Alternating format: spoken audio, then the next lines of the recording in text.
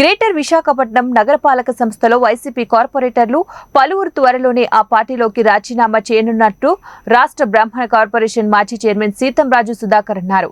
ఇటీవల వైసీపీకి రాజీనామా చేసిన ఆయన విశాఖ నగరంలోని దసపల్లా హోటల్లో వైసీపీకి చెందిన 4 కార్పొరేటర్లు కలిసి మీడియాతో మాట్లాడారు.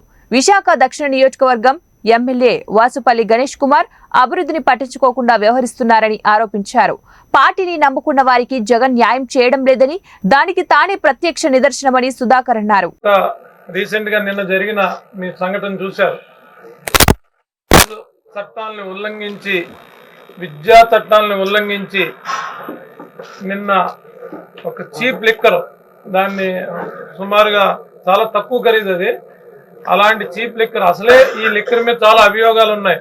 ఏంటంటే వైట్లో పేమెంట్ తీసుకోకుండా క్యాష్లోనే పేమెంట్ తీసుకుంటూ ఉన్న ఈ లిక్కర్ షాప్లోంచి అదొక అన్యాయం అయితే, మరొక అన్యాయం ఏంటంటే ఈ లిక్కర్ని బాహాటంగా చట్టాలను ఉల్లంఘించి 400 బాటిల్ని, 2-3 బాటిల్ దాటి నాకు తెలిసి ఎక్సైజ్ చట్టం ఒప్పుకోదు. అలాంటి చట్టాన్ని ఉల్లంఘించి ఫీజు ఏమైనా కట్టారా, పార్టీకి తరఫున ఏమైనా లైసెన్స్ తీసుకున్నారా, ఏమీ లేకుండా ఒక విద్యాలయంలో, ఆ విద్యా సంస్థలో ఇలాంటి దారుణమైన దుర్మార్గమైన చర్య, దానికి తోడు తగుదనమ్మంటూ కోళ్ళు, దాన్ని మళ్ళీ మెసేజ్లు వాట్సాప్లో మీరందరూ చికెను బాటిల్ తీసుకుని వెళ్ళండి అని చెప్పి యథేచ్ఛగా నిస్సిగ్గుగా, సిగ్గు లేకుండా మరి ఆయన ఏదో డిఫెన్స్లో చేస్తానంటారు, ఎక్కడో చేశానని పని చేశానంటారు, రకరకాల ఫ్లెక్సీల మీద కూడా రాసుకుంటాడు ఆయన. నేను పలానా చదువు చదివాను, పలానా ఉద్యోగం చేశానని. ఈ చదువు నీకు నేర్పింది ఇదేనా అని మీ మీడియా ముఖంగా తెలియజేస్తున్నాను.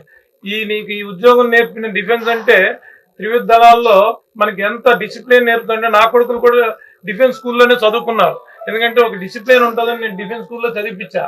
సో ఇలాంటి విద్యాలయం, ఇలాంటి ఉద్యోగ సంస్థ నుంచి వచ్చి సివిలియన్స్కి నువ్వు ఇదేనా నేర్పేది, ఓటర్స్కి ఇదేనా నేర్పేది నువ్వు అని మీ ముఖంగా, పత్రికా ముఖంగా నేను ప్రశ్నిస్తున్నాను.